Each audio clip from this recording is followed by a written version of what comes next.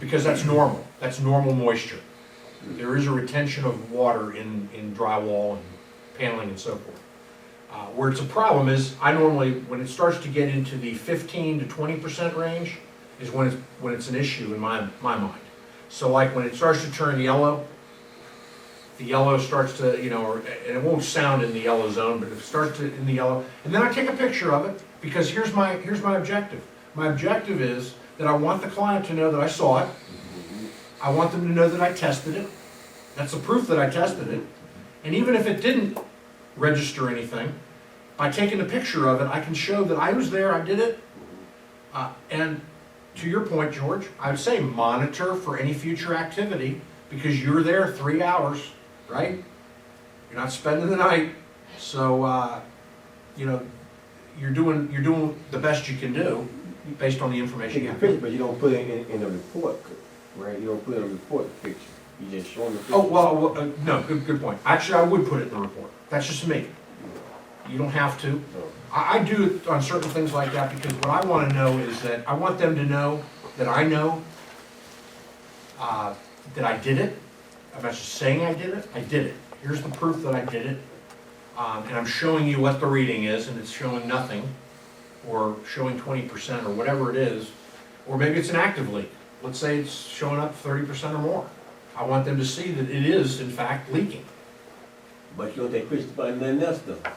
Do what? You don't take pictures of nothing else though, but that. You don't take pictures about nothing else though, you say. So you don't take pictures. Of what? You say you don't take pictures about anything. You don't take like- any other Oh. pictures but of the water meter. is what- Yeah. Okay, well, did I say that? Well, you did say you I have amnesia, I don't remember saying that. You don't put pictures in your report, you say. Oh, I do put pictures, I put pictures in my reports. Videos. I said no videos. No, videos. You and I have a communication. You and I need to get together on that. Okay, You videos. almost got me in trouble earlier. You Okay. should have been a lawyer. Well, I gotta be real careful what I say now. You got me paranoid. All right. You as my attorney.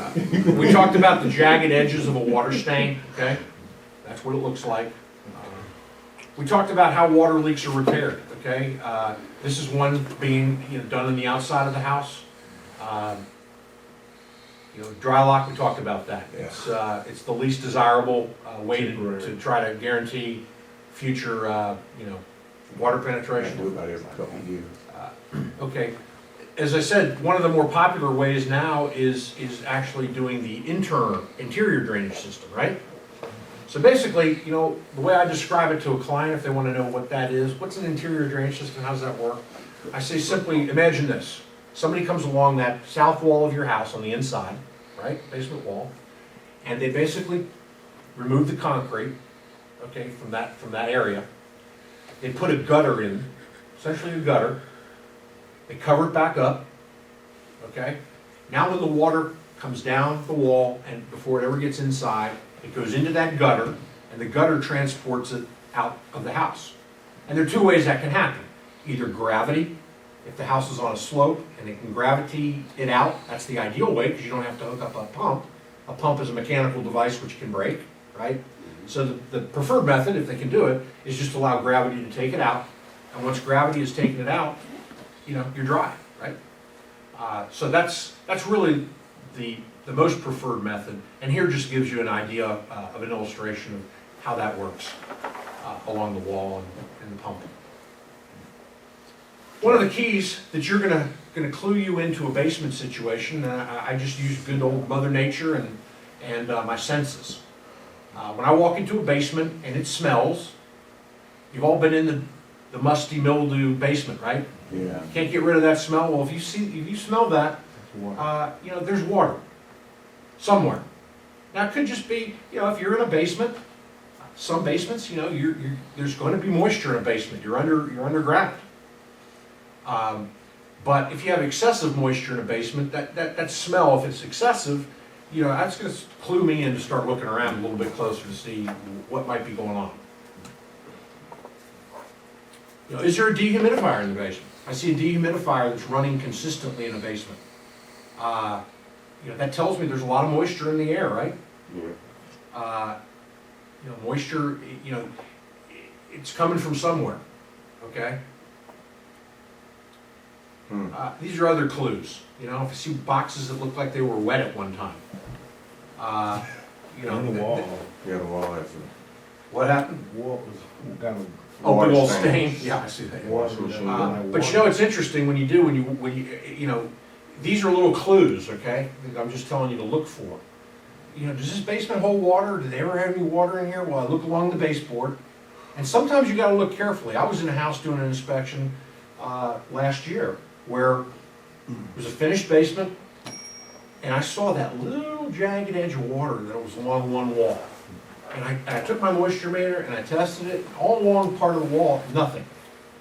Finally got a little further down the wall, and all of a sudden thinking, beep, they had a moisture intrusion problem. Now, had I just done that one little area and forgotten about it, I probably would have missed it. But the fact that I went and I found it, I mean, I just saved them a bunch of aggravation, because, you know, eventually that leak's gonna get worse, and over time, all their finished surfaces are gonna get damaged, right? So, anyway, it's important to look for those signs. So if you see that there's been any water leakage into the basement, this is another way to see that. Here's another way. If you see they got everything put up on pallets, that ought to be a big red flag. Why would you have to raise your stuff off the ground? And like I said, you'll see prior water stains. Sometimes you'll see on the block wall, you'll start to see where they painted the block wall. You'll see the paint blister or peel. Well, what's causing that? That's water related, right? Moisture is causing that to come off, delaminate from the surface. And here's a sump pump. You know, you see that in the basement occasionally. I was in a house down in, this was Virginia Highlands not too long ago, and they had a sump pump in the basement. You know what? It was perfectly dry. There wasn't a drop of water in that sump pump. But I guarantee you, if it rains for 2 weeks straight, I will bet you that sump pump gets full and it pumps it out. So sometimes, you know, it takes a really good hard rain. I think we had one here in Atlanta a few years back where it was like a very unusual amount of water. And all these houses were, in Buckhead and so forth, were flooding. The basements were flooding. I mean, the water table and everything was just so elevated. Here's another clue. You'll see columns in a basement. Metal columns sometimes. See how it's rusted? The picture's not up. You see the bottom? No. Oh, what happened, guys? You're on the golf course again. I'm. It's funny, because this How slide, that ball about to go in there, hold it. Yeah. this slide doesn't have me, showing up on my screen. Nice. Oh, I know what happened. Now I see what happened. Okay. Tyrone's over there shaking his head. I'm like, what? It's a column. What's wrong with you?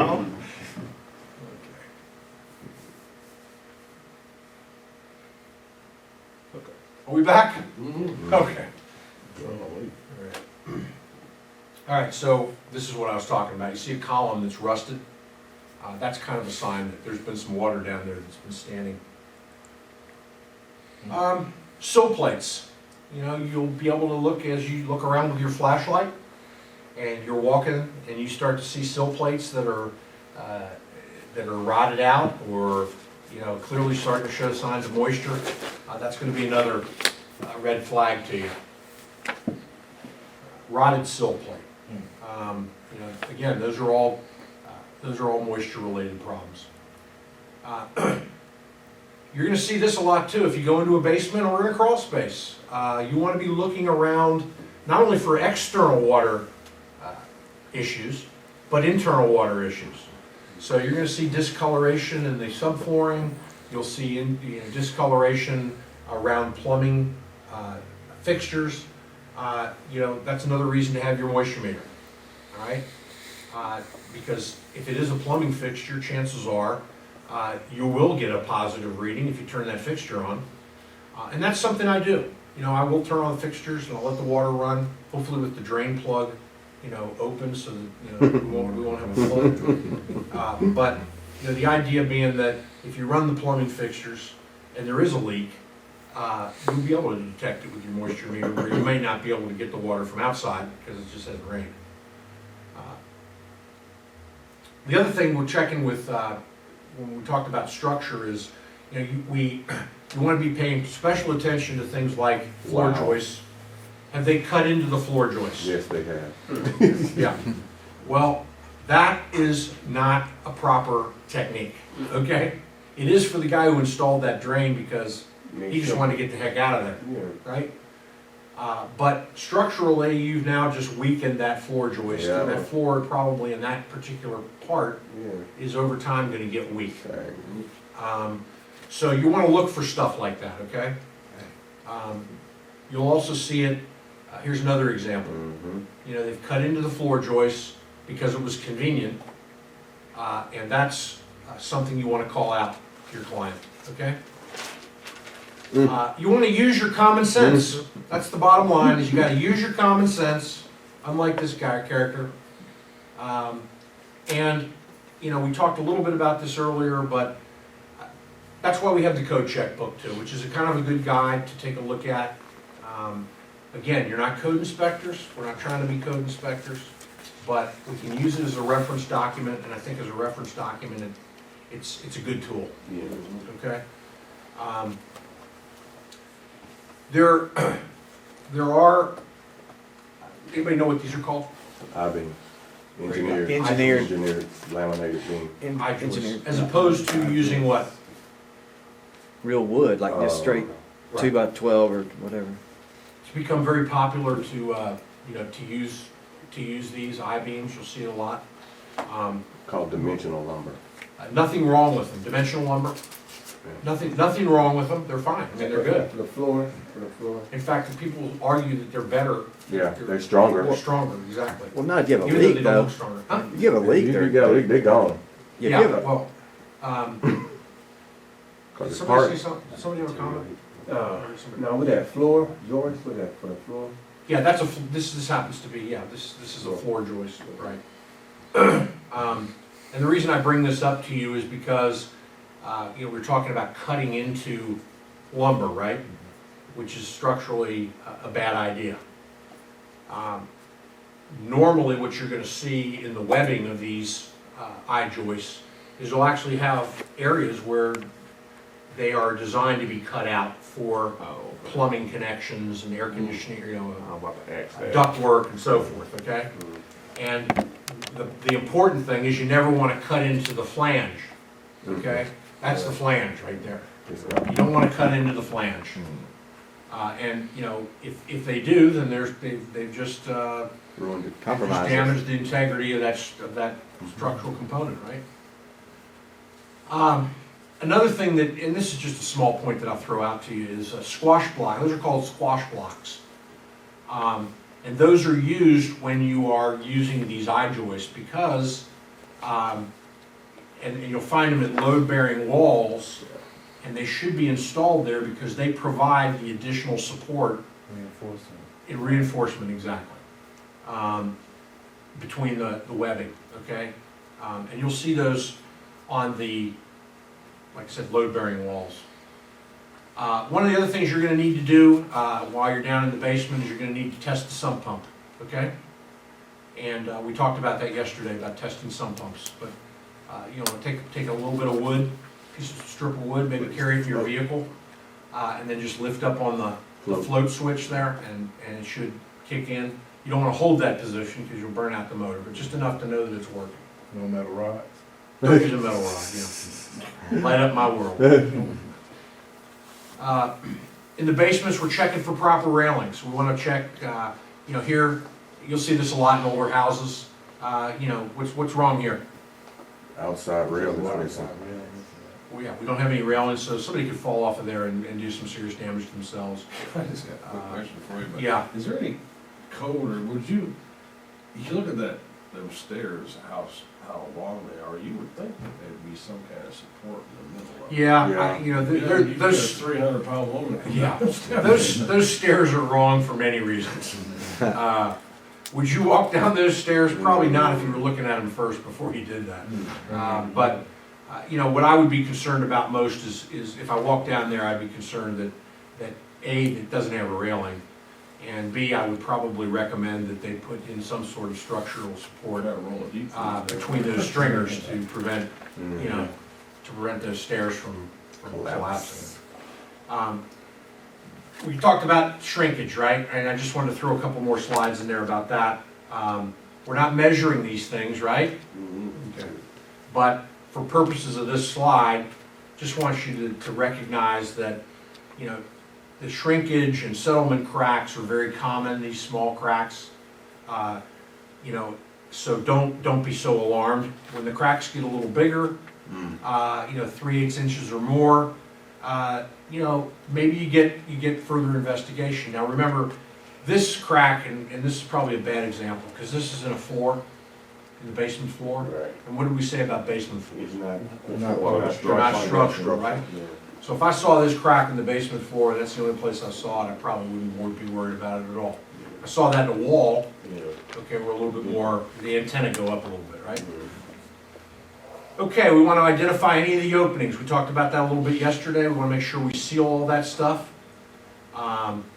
As far as the crawl space inspection, we talked about this a little bit yesterday, but you can see the crawl space on the left is pretty nasty.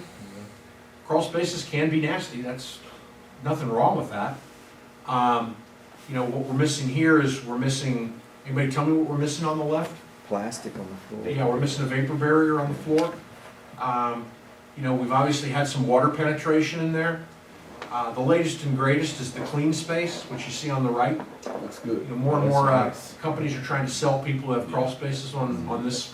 It's a pretty expensive process to do, but again, it turns it into clean space. You call it crawl space, it's kinda high, ain't it? Crawl space? Well, I've been in crawl spaces that you can stand up in. Yeah. Absolutely. I mean, and have headroom to spare. Yeah. I mean, it's still a crawl space. It's still underneath the living level, and it's. And that could be under the basement, right there? Yeah. Oh, Or no, is no, that no, under the the, under, this is the basement. Okay. I mean, this is a crawl space, so as opposed to a slab, Gotcha. which is slab on grade, which is on grade level, or a basement, which is below grade, this sits on top of the, you know, it's a crawl space that sits on top of the grade, okay, with that space in between. They don't, you know, I actually don't see a ton of houses anymore being built with crawl spaces. In Atlanta, most of the houses I see either have a basement or are on a slab. Right, that's what I was. You know, they still do build them, I'm not saying they don't, but I'm saying they seem to be That's more of a common. dinosaur. Even ones you have to crawl under, Yeah, I mean, like, Yeah. well, you know, yeah, when you accept a job in Buckhead Yeah. for a bungalow that was built back in 1945, you better have been on Nutrisystems or whatever to keep the weight off, because you'll find you can't fit in that crawl space. In fact, this next slide, you know, I don't think I would get in that crawl space now. I wonder if he's still trying to get out of that crawl space. Finally got out. What would you so in say? a situation like that, yeah, would you? Okay, what would be a possible, if you had to do that to get in the crawl space, what would be your Could it comment? Make a note it was not accessible. Inaccessible, Inaccessible. inaccessible. Yeah. You're gonna find certain places are inaccessible. You're gonna go and find attics that are inaccessible. That got You crazy. just can't get up in there. It's the roof line's so low, that you just can't get in there. Is it going in and coming out, right? You know, we talked about, here's a crawl space where we have a dirt floor. We need the vapor barrier in there, right? So it should look more like that. Water cut off. So you wanna see, is there a vapor barrier? Because it keeps moisture from rising up into the wood members, which is gonna cause deterioration of the wood, right? Right. And what else? Termites. Well, it creates an environment more conducive to termites. From But what mold, else? mold, mildew. Mold-like Yeah, mold-like substances? substances. Okay. The other thing while you're down there, you're looking to, you know, this is part of the structural inspection, right, that we're dealing with here? So you are looking to see that the columns are properly supported, okay? And that, you know, if you start seeing where they've, and I think I have a slide here later on. There's a repair right there. If you start to see where they've shimmied a bunch of these columns, and you'll see all kinds of stuff, but, you know, oh, we'll just jam another little piece of wood in there to try to stabilize this. Well, obviously, that's not a proper repair, okay? So, you know, observing those types of things, again, those are observations in your report, not the sky is falling, just observations in your report that this is what's been done. It doesn't appear to be causing any major issues, you know, but you're pointing it out that you've been down there, you see what's going on, it's not a big issue. You mean like sister and joists and stuff like that? You would report that? Well, I would report anything where I see that there have been repairs made, prior repairs have been made, like in this slide here, that's pretty, Yeah. that looks pretty good to me. I don't see anything there that's got me, you know, worried or concerned. It looks like it's fairly dry down there, it looks like the columns are in good shape. You know, one of the things you would wanna call, for example, in a crawl space is if somebody's gone down there to try and support the floors on their own, let's say they got their friend next door, you know, who's, you know, still looking for another six-pack, and he comes over and he says, I can fix that for you. And he goes in there and puts some floor jacks in there and And it's still doesn't sitting doesn't there? mount them on concrete and just says, you know, let's just jack it up a little bit. Well, obviously, that's gonna be a repair that's not a standard, quality repair, right? Probably not gonna last. Mhm. So we're looking for things like, did Billy Bob next door do it, or did it get done by somebody who knows what they're doing? And, you know, in this instance, for example, those look like to be original piers Mhm. that were installed when the house was built. So that all looks good. And I think, like I said, I have a slide later that will show you maybe something that would be a little more shoddy. You've already seen the floor jacks, pictures of the floor jacks, Mhm. that's all that. I look for water on the you know, vapor barrier, just because it is a vapor barrier. If there's water on it, could be a plumbing leak. Mhm. Mold-like substances, we talked about that. You can see here, I'm measuring the moisture content, okay? I'm in a crawl space and I'm measuring moisture content in one of the joists. You can see the green light, it's not telling me there's any significant moisture issue there. Crawl space ventilation, you know, one of the things you want to see is you want to see that the technical requirement is 1 square foot of free venting space for every 1,500 square feet of the floor, okay? You're not measuring this stuff, right? But if you go into a crawl space and you see 1 vent, and that's it, then you really don't have a properly vented crawl space, do you? Or if you see 1 vent and it's closed, you know, you're gonna wanna make mention of it. If you see a vent like this, where obviously for whatever reason somebody's cut into that, it doesn't look like a vermin, Mm-mm. vermins don't chew that neatly.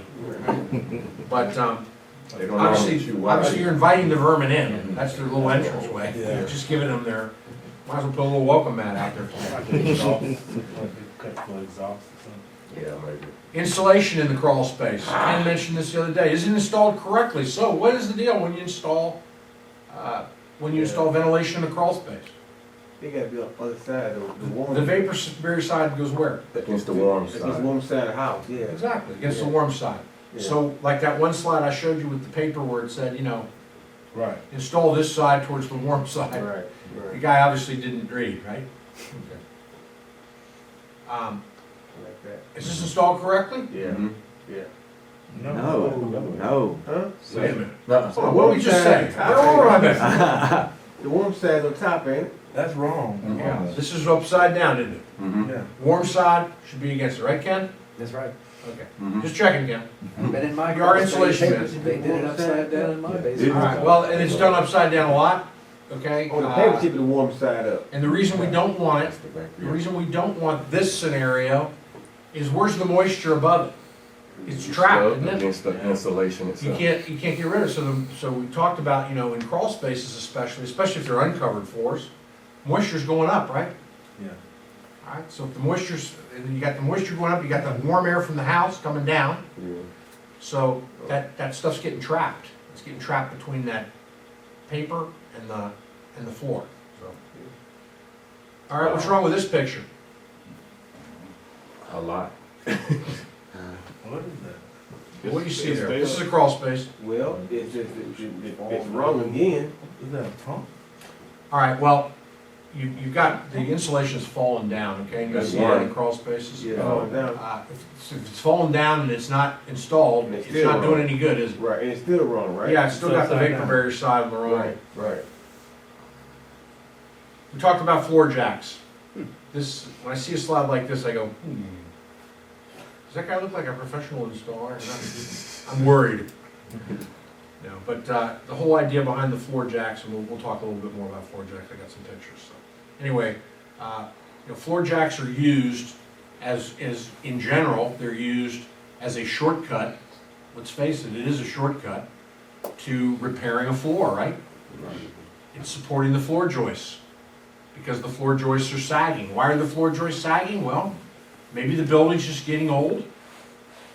Could be that the floor joists are overspanned. Does anybody know what that means? There's too much distance between them. Very good. There's too much distance in between the floor joists, so that over time, it starts to sag, because wood will bow over time. So all of a sudden, your floors start to sag, and so somebody has the brilliant idea, let's just get out and install some floor jacks. Well, there's a proper way to do it and an improper way to do it. I would just say this, if you see floor jacks on a job, the antenna should go up. Now, I'm not gonna say it's wrong. I mean, if the floor jacks are installed correctly, they're in concrete, okay? They're on top of concrete, they're resting on concrete footing. Like that is. Yeah, that is. You know, if they're resting just on the dirt floor, that's not the correct way to do it. But anyway, when I see floor jacks, the antenna go up only because I start looking for some other things, because that's really not the way to do it correctly. Now, we would use the floor jacks temporarily to lift the structure, then put your underpinning. Absolutely, and that's really what floor jacks are designed to do, although they do sell things that they call permanent floor jacks. Yeah, they do. They do sell them. They got the Now, little that doesn't mean that they're little good, yoke twist right? on there. Just because they sell them, we sell a lot of stuff that's not good. Yeah. So when I see, like I just said, floor jacks as a general rule, I just don't like to see them. And I start looking for other things. 2x4s that are over 12 feet long, Ooh, leading to, serious deflection, again, an overspanning. yeah. Use common sense.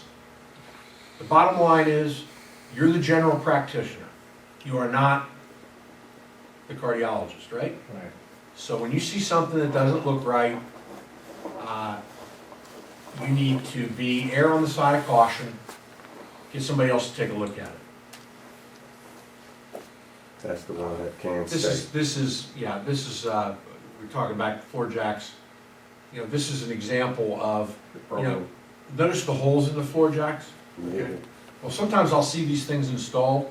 What are the holes for? For bolts. Exactly. Bolt them Well, and what if they they don't have anything in them? They- Probably not, Not probably Billy permanent. Bob installed that, right? They can kick out. Exactly, they're not attached. Yeah. Is that the right position, or is it upside down, or Either or. either or? Yeah, I don't think the purpose of this slide was really just about the holes. Okay. Here's an example of one that's not, that looks like it's just sitting on the Around, dirt, yeah. right? Yeah. In a wet crawl space. So how much good is that gonna do over time? Yeah, they matching it, they matching the, bookwork, look like. Like I said, the one on the left is a permanent one, the one on the right is called a telescoping one. Again, I don't like to see them used permanently, No. but, your job is to see that they are, that they're not installed in a shoddy fashion, if you see them. Don't be fooled. In some houses you go into, you may be thorough. Sometimes you go in a house that has a basement and it has a crawl space, has both. Don't miss the crawl space, What's that? okay? Yeah. And I see a lot of houses like that, so it's not, it's certainly not in the majority, but you're gonna see them, and you need to make sure that you don't miss this. Like, for example, with this picture here, you can easily miss that because they covered it, right? So, it looks nice and all that. If you didn't pull the panel away, there's a big old crawl space under there. And you wanna check it out, just like you check everything else out. Now, maybe you can't get in it, might be difficult to get yourself in there, but you should at least be able to view it from the access opening, right? Okay, talk real quickly about the slab inspection. You know, you can't see it. All right, you can't see the slab. It's covered, right? It's covered with carpet,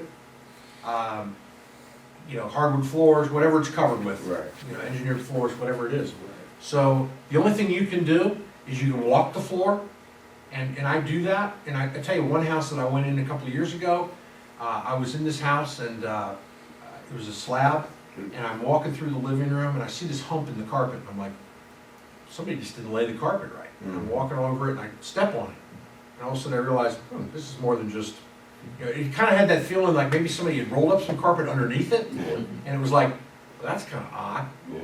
And so then I went over to the closet that was on the main level, and I opened that door, and I looked in there, and I saw just the edge of a pretty good sized crack.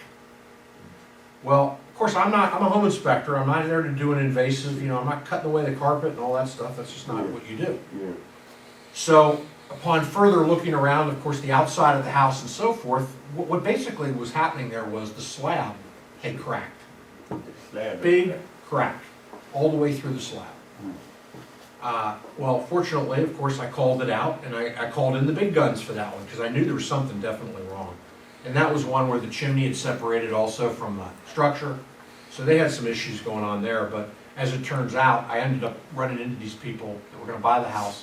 I actually ran into them in a Walmart like a week or so later. Yeah. And I said, hey, how'd it go? They said, oh, we're so glad you inspected that house, because we had it was $30,000 to fix it. Sure, that's what they quoted. What was it basement? No, it was a slab.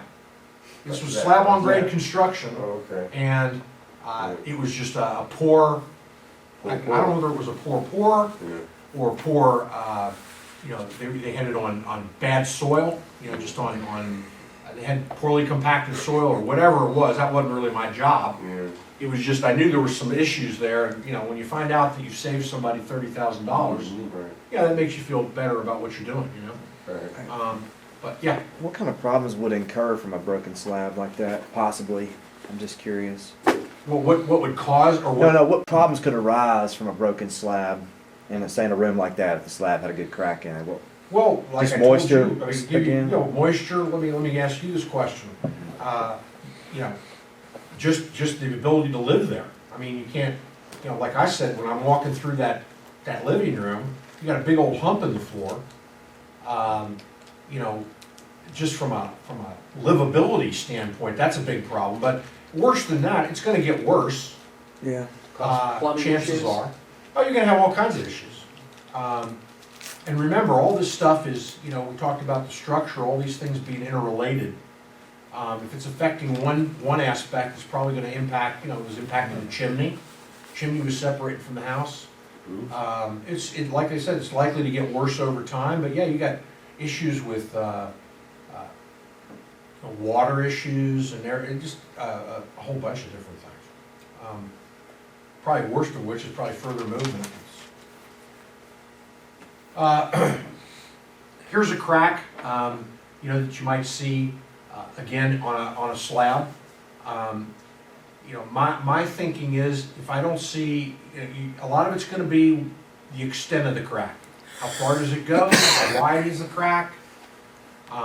Again, if I see something that I think is causing other issues, that maybe potentially could cause other issues, then I'm gonna bring in I'm gonna bring in the cardiologist, right? And it can be very much just, you know, recommend that a qualified contractor evaluate and repair as needed. Or recommend a qualified contractor for further evaluation. Leave it at that. Now, in this kind of crack, that wouldn't be I don't see that as being an issue. Again, that crack seems like it's more like probably a little bit of a settlement crack. I don't see any displacement. Looks pretty minor to me. What are we doing here? Let's do this before we go any further, because let's take 11:20. Let's take 10 minutes. Grab your coffee and stuff. Definitely didn't get any warmer in here, so I'm convinced now that the furnace is not working. But 10 minutes and then we'll listen. Mortar. Right, mortar joints that are, that Deteriorating. need to be repointed, they call it. That'll be a term you ought to know, repoint, alright? What did we call this before? With the brick? Scale? No, Spalding. Oh, very Spalding, good. yeah. Ben's got it together. Spalling. Anyway, we talk about interior framing. These are some things you're just gonna be looking for. You know, obviously, these are terms that I want you to know. A lot of this stuff you can't see. You're not gonna see the subflooring, are you? Because it's gonna be covered with something. A lot of this stuff, just understanding how they fit together or how they interrelate to each other and what they're called. This just gives you a general description of what those items are. When we do a roof inspection, you know, which we will be doing as part of our structural inspection, most of that's gonna be seen from where? Attic. Absolutely. We're not gonna see that from outside, are we? We can see the roof covering, but in terms of the structural aspect, we're gonna have to be inside the attic. So, some of the key components, rafters, collar ties, knee walls, trusses, roof decking, ceiling structure, attic leakage and condensation, ventilation and insulation. These are the key components that we're gonna be inspecting, okay? All right. So, in this house in particular, we have, what are those beams that are running up and down there to the ridge? Rafters, correct. That's rafters, right? All right. So, it's important that you be able to distinguish between rafters and trusses, okay? That's a rafter right there that you see. We'll see trusses in a minute, we're not there yet. But, and what you're gonna see is that these rafters tie into a ridge board, right? And that ridge board is what runs all the way along the roof line, okay? And you need to know that, that's the ridge board. In some cases, we have rafter to rafter. You'll see that occasionally too. And, you know, if you see that, I mean, that's nothing to call out. You know, normally you're gonna see a ridge board. Older construction, you may see rafter to rafter. What does that do for the stress? That's a good question. I would think with the ridge board, you're gonna have it more evenly distributed. But beyond that, I honestly don't know the answer to that question. I normally, in a newer home, I'm gonna say anything, you know, when I say newer home, anything after like 1990, I consider newer. I guess the older you get, the newer that is. But normally, you're gonna see the ridge vent, or the ridge board. Ridge board. You know, some of the things you may see, what do you see here? We got the, what's happening to the rafter here? From the roof? Right, it's pulling away. I've seen this actually in a house, so this next slide may actually be. You got somebody up front, mister. What's that? Shelton, you got somebody up front just walked in.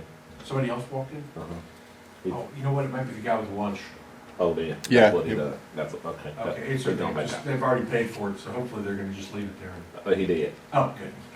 All right, well, you know, this is probably not anything to be too terribly concerned about. I did see a situation where somebody put an addition on a house, an old house, and rather than add a roof for that new addition, they took the existing rafters and they stretched them out. In other words, picture this being bent away from the ridge in order to extend the rafter. That was something I definitely called out. Okay? What? I know, I probably shouldn't even go down that route. What I'm saying is they pulled it out, in other words, I understand what you're saying. I'm trying to see why. visualize this, okay, it's making good contact, right? Because it's cut to make good contact. Now all of a sudden I wanna add an addition over here. That pulls this away from this, Oh, I see what you're see what I'm saying. saying? I thought you meant Rather this than, way. rather than add another roof here, Yeah. they just decide to extend this Okay, out okay. and then sister onto that going out that Okay. way. The whole point was, they were completely compromising the Yeah. strength of that roof Yeah. by doing that, right? Yeah. So if I saw those were being really stretched and pulled away from that ridge board, that would be something I'd wanna call out, okay? I mean, and then they toenailed it too, was that okay? Did they toenail? Yeah, I've seen it, yeah. We can toenail that. Toenails is not uncommon. But see, there's the Yeah, example right of what I'm there. talking about. Okay, so you can see that now we're structurally in a bad place. Hmm. If you see cracked, rafters, okay? Those things need to be called out. Now, chances are, one like that isn't gonna probably cause a big problem, but you wanna call it out. Actually, the repair for that, does anybody know how they would repair that? Yeah. Split, put two boards inside. Right, they call it they actually say Sister. sistering it, but Okay. you sister two boards to the side of that to strengthen that area there. We're gonna see something I'll show you in a minute with a truss that's a little different, but we'll share that in a second. Anyway, you're gonna see, like we talked about already, collar ties, okay? Those things that are there to keep the rafters, we talked about tension and what were the two terms? Compression and tension. Correct, compression and tension, so, here's an example of a collar beam, or tie, that's broken. That obviously would be something we'd wanna call out, right? This is a knee wall. These knee walls are, you'll see these a lot of times, they're there to really support that span between the rafter, tail and the ridge board. So a knee wall would be there to add additional support. Now, in this particular slide, you can see the roof pitch has changed, but Mhm. a lot of times you'll just see that straight rafter continuously, and there'll be a knee wall there to help provide some support. Like good work. Where we don't have rafters, we have trusses.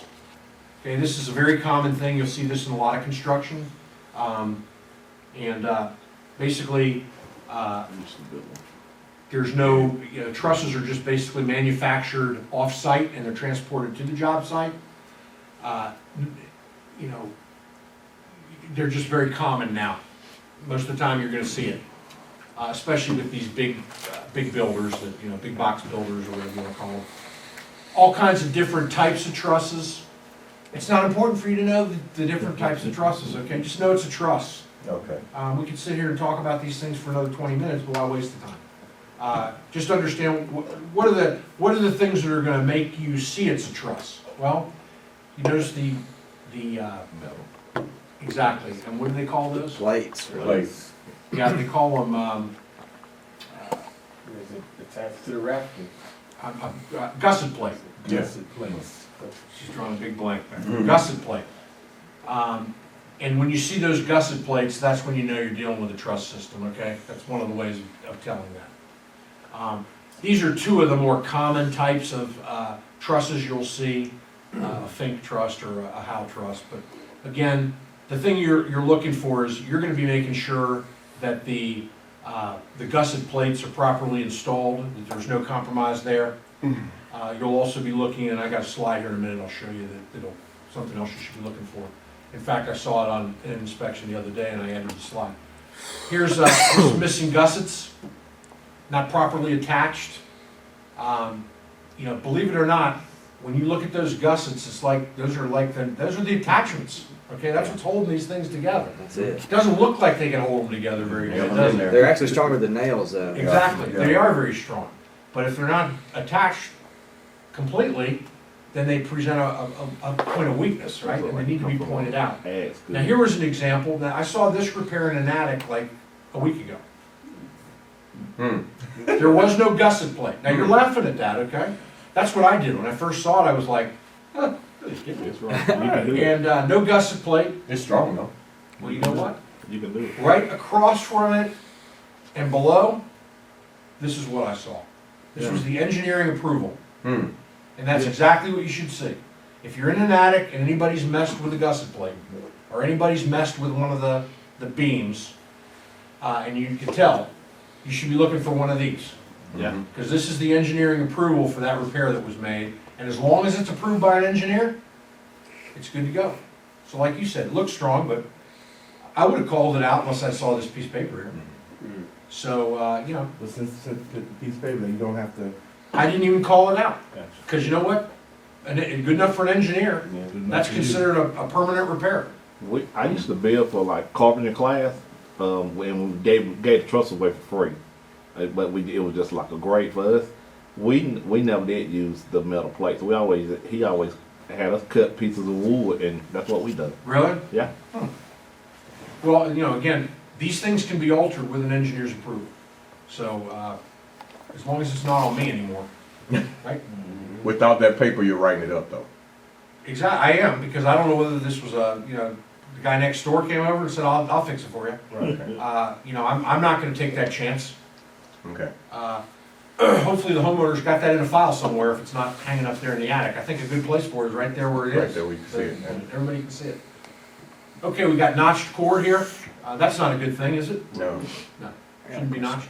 So I know it shouldn't be notched, but if you got a plumbing pipe to say they drilled a hole through there, is that still a compromise, or is there a difference? Well, chances are, you're not gonna see, even this notched piece here, I have no idea why that was notched. I have a feeling it was notched before it ever got put in position.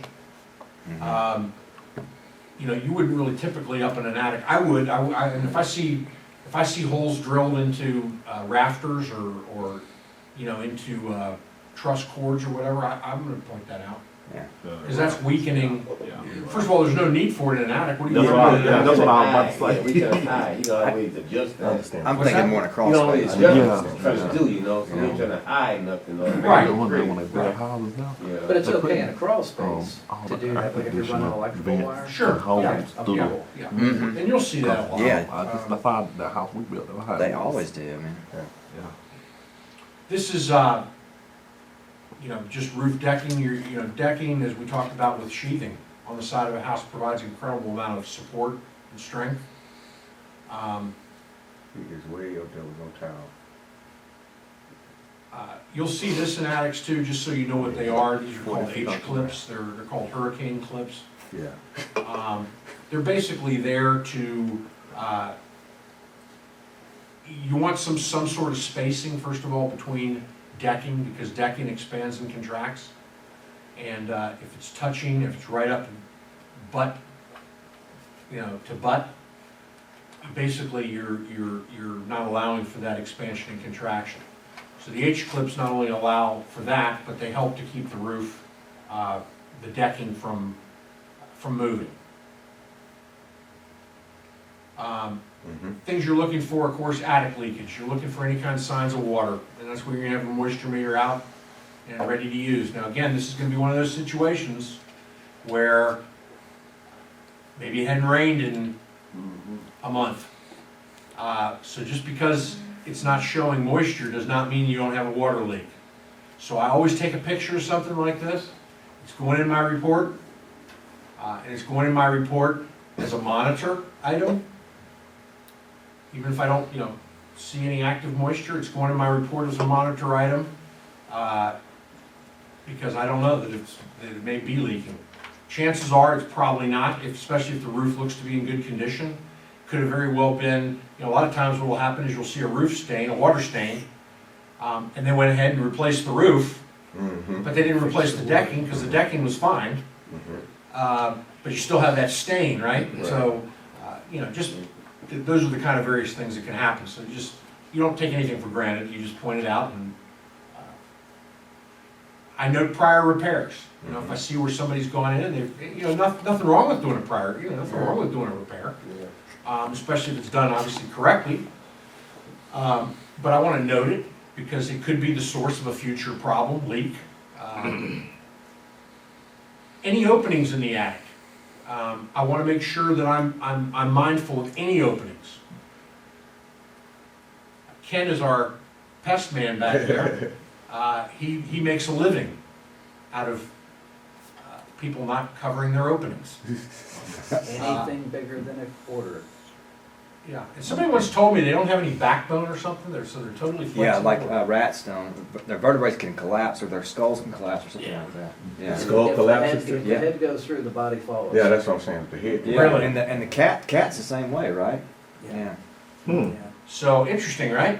Yeah. So you may think nothing can get through that hole, let me tell you.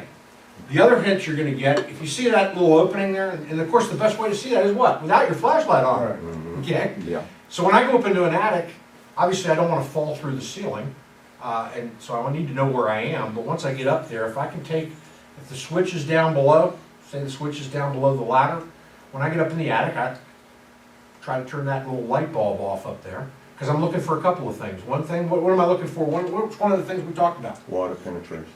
Well, how's that gonna help me if I turn the light off? Light. What do you, You looking for light? What am I looking for? Light. Opening Open. light.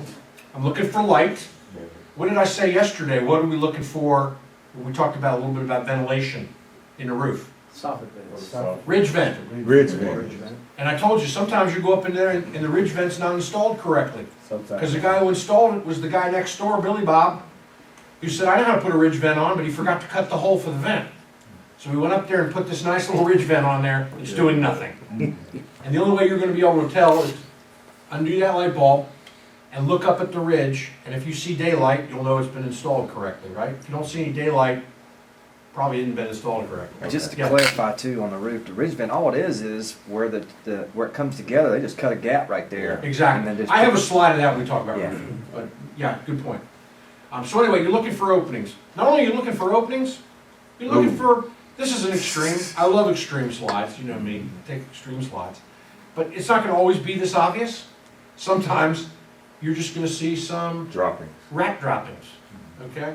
Now, I will tell you this, I had a real estate agent tell me this once, so I'm just gonna throw this out there for you guys so you don't do the same mistake that somebody else did. I didn't do this one, okay? This wasn't my mistake.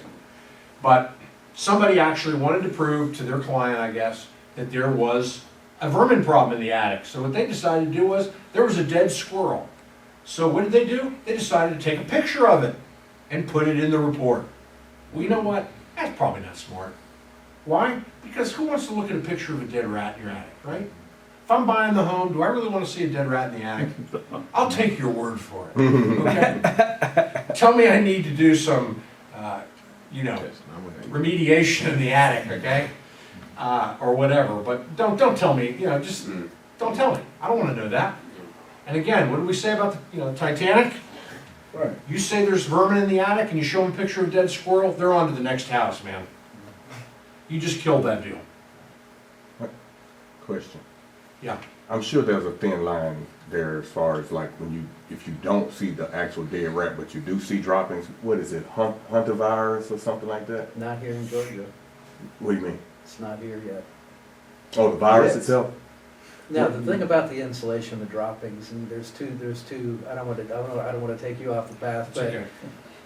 You're hinting around the rabbit hole, but you're not. I don't want to fall in. I'm trying to see what we should report is what I'm It- saying. What I see mostly from people and realtors is evidence of rodent activity, nesting. The new fun word is active infestation. Right, And that freaks people out. right. So you gotta go in, not only do you have to fix the house where the holes are getting in, you've gotta give them a letter. What they wanna see is there's no current activity in the Mhm, house at this time. Then they want a warranty, so you're selling them peace of mind. Mm-hmm, For the droppings, you can cover them up with insulation. mm-hmm. But your worst customer is somebody who works at the CDC because they know Oh, all yeah. of them. Oh, They yeah. don't get on the internet. Mhm. So that's usually what you see. But, as far as contamination, yeah, you don't wanna crawl around in this stuff, but when Right. you get all that stuff stirred up, that's where Just the on the problem dust and stuff, arises. right. Okay, one thing while you're on this subject too, which I think is important to recognize, you're not necessarily gonna see droppings all the time. But you can have a problem, because if you look around, and I have a comment for this in my reports, and like I said, you're gonna have access to all that stuff, so you're gonna be able to download my comments into your reports. But I call it a, what do I call it? What you're gonna see is you're gonna see insulation, trail runs, what I Okay. call it in my report. And you're gonna see evidence where these vermin have gone and, they cut trails through the insulation. And it's pretty obvious to see it. And then you'll see occasionally, you'll see not only the trails, but you'll see this little hole in the insulation. And that's where they go and they burrow. And maybe you don't see any droppings, okay? But you still wanna make sure you call that out. The only reason I didn't take a picture of it is it's very hard to take a picture of it so you can see it. But you'll see it when you go in an attic. We'll check the attic we're in today, and we'll see what they've got up there, but be looking for any kind of irregularity. You know, if you go up in an attic, you should see a nice smooth layer of insulation, right? Yeah. Anywhere you see anything that's not smoothed out, when it's blown in insulation, is normally Down or get your something. antenna up. What's going on up here? Is there anything else? And of course, if you see the trail runs, it's not the end of the world, but they do have openings somewhere that these vermin are getting in. And your sense of smell. Yeah, You'll know the smell of a house that smells like rat urine. yeah. It's very unmistakable. Of course, that's when it's pretty severe, I think, isn't it? I mean, because you're not gonna tell if it's a mild infestation. I mean, I don't know, maybe I just don't have a good sense of. Would you report previous Absolutely. previous And activity? in fact, absolutely, in fact, that's the key. Glad you brought that up, because sometimes you're not gonna know, did they fix it? Right, This might be old, you know, trail runs from a Right. previous problem they had. So all I put in there is I put to the effect that there appears to be an infestation. I don't know whether it's current or not, Okay. but it should be investigated. okay, And the reason being is very early on in my career, I got caught with that, where I said a previous infestation. Come to find out, it wasn't previous. it was active. They still claim it was active, maybe it was, but I could have gotten myself out of trouble by just, how do I know? I'm there 3 hours. Right. And I don't know how to pick up turds and testicles. I'm not sure there's a way to, do that. To know whether they're current or, this turd is 3 weeks Is old. it dry, is it moist? All right, Get your moisture tester on that turd. all right. Clearly going down something other than a rabbit hole here. That's not a kid. Getting ugly, all right. Back to the topic at hand. Exhaust fans that are venting into the attic, that's not a good thing, okay? No. Why is that? Mildew or mold. It's condensation, right? Yeah. So Joe's taking a shower and all that steam from the shower is going buck up here into the, against these wood members, It right? needs to be going out. It needs to be going out. Is that the end of the world? No. In fact, I call it either, you can call it what you want. Some guys will call it a repair that needs to be made. I call it an improvement. How about if they vent it through a soffit vent, is that acceptable? I've seen that a lot. I don't call it out if it's venting out. As long as it's venting to the exterior, I don't even call it out. New construction, normally they're gonna vent it properly. They vent it into a common pipe that vents out through the roof. I mean, that's the ideal way to do it, but you're gonna find in a lot of houses you inspect that isn't the case. If you see this, you need to call it out. Like I said, pick your choice, whether it's an improvement. I mean, it happens all the time. Is the house gonna fall down as a result of it? Probably not. But is it the proper way to do it? No. If you saw this and it were a dryer vent, that's a much bigger issue, and you would definitely wanna call that out, right? Why is that? Fire hazard. Yeah, the lid is very Yeah, inflammable, it's right? flammable, yeah. And you don't wanna be causing a fire in the attic. That's the last thing you need, right? Okay, aside from venting inside the attic, anything else stand out here? What else do you see up here in the attic? The pipe not connected, not the. Well, it's not.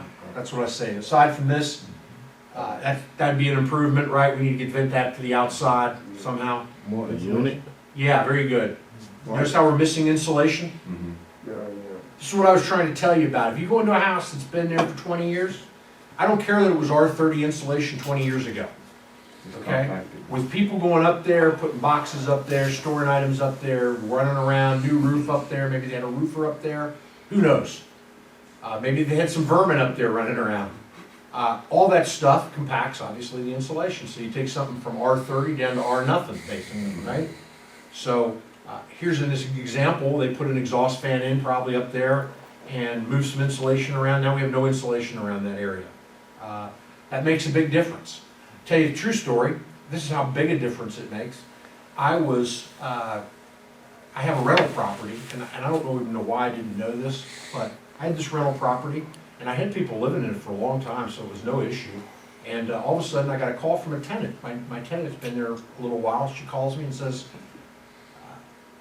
I can't get my air conditioning to work. She said, I'm like, well, what's going on? She says, it's too hot in here. Can't, set it for 65, and I can't get the temperature in here below like 75. I'm like, that's odd. So I call, I had new air conditioning put in at one point, so I call the air conditioning guy, he comes in, checks it out, nothing wrong with the AC. So she calls me another week later, same problem. It's like, you know, what's going on here? So all of a sudden, the air conditioner guy comes back another time, looks at it, decides, you know what, I'm gonna go up in the attic. So he pulls the stairs down, he said, hey, by the way, you have zero insulation That's in your what it attic. is. Zero. I said, zero? He goes, yeah, zero, none. I'm like, I'm a home inspector. I know. I hadn't been up in that attic, Oh, that's bad. but actually, I owned the house before my home inspection Okay. career, so I've just never inspected it since that time, but I really didn't go up in the attic, so, but I've never had a complaint. So anyway, it's very interesting because the guy says, you need insulation. I'm thinking, insulation, now I know as a home inspector that's important, but how important can it be? Oh, yeah. It cost me $900 to insulate that attic to R30. Wow. But the day he insulated that attic, I called the tenant back the next day. I said, how's it working? She goes, it's working perfect. Yeah, I mean, you don't realize, yeah, you don't know what you don't know, do you? that's true. And so, you know, here you are with limited insulation. It's cost her a fortune to condition the space. Probably the reason the guy before her moved out. Probably just didn't want to tell me that it was costing him $600 a month for his air conditioning. Anyway, other things you'll be looking for in the attic. Okay, you see a furnace flue touching the decking. What's that mean? It's a fire hazard, It's a yeah. fire hazard. You want to write that up, right? Mhm, Okay. Another example of it. mhm. As I told you, I recommend, you know, any roofer will tell you, the best kind of venting is a ridge vent. A ridge vent combined with soffit vents is your best venting. Now, if you have ridge vent and you have a soffit vent, you really don't want to have turtleback vents or a power ventilator installed, okay? Because you're working against yourself. So typically what you're gonna find is if somebody's installed a ridge vent, they're either gonna remove the turtleback vents that they have when they replace the roof or whatever. Normally, somebody isn't even gonna put a ridge vent in until they replace the roof. But if they do that, hopefully the guy that's replacing the roof was smart enough to tell them to get rid of the power ventilator and the, you know, the turtleback vents. But anyway, that's just to give you an idea how the venting works in the attic. And there's a ridge vent installed, okay? Mhm. And back to, I guess it was Jason's point, this is how it's done. Mhm. They just cut an opening right there along the ridge, on either side of the ridge. And basically, I tell people it's like a roof on a roof, right? Isn't that what that looks like? Roof on Yeah. top of a roof. And basically, when you're up in the attic, you want to be able to see, The plywood cut away. right, you want to be able to see daylight. This is an example, believe it or not, of a ridge vent that's improperly installed, but you couldn't tell it. Do you see though, you see how it's laying flat? We've got this underlayment, right? Yeah. That's actually laying right on top of those openings that they cut out. They put a little roof on top of that. Where's the ventilation? There is none. That's why when you're in the attic and you turn that light bulb off up there and you look up, if you saw a ridge vent from the outside, but inside you see no daylight, it's not doing them any good. It's not properly installed. We talked about baffles yesterday, right? Yes. So we don't need to spend a lot of time on that. This is just the different, you know, ways to do it. As you can see here, we've got blown-in insulation, right? Which is what you see 90% of the time. This is called radiant barrier insulation. This stuff is amazingly very, it's expensive. You'll see it in a lot of newer construction, more expensive houses. It really is amazing how it keeps the attic so much cooler. Are they using that in conjunction with the? No. Yes, yeah, they do. Oh, do they? Yeah, they still use Insulation. insulation, yeah. Is that the same as like chipboard or? like- It's called radiant barrier. It's basically like a styrofoam type board. I won't say it's styrofoam, but it's styrofoam Kind of type. like. And then it's covered with that aluminum, Yeah. like foil type stuff. Foil on the back. But it's apparently it keeps the attic a lot cooler, and it also improves the life of the roof, Cause the material. Yeah, that makes sense to put it on the wall instead of the floor. But you're doing both though. Well, you're doing, that's on the, in between the rafters. Yeah, And then right. you're still gonna use your blown-in insulation, Yeah. at least in the applications I've seen. I've never All seen you one need of is, the. you got, between the the flex on the roof, I mean, on the rafters. What about It it? seems like it's good enough, you wouldn't need he's none on saying the the floor or the. Well, I think they work together to Yeah. try to do it. I don't think it in and of itself You're right. will And then I was told. accomplish that never goal, like but- this.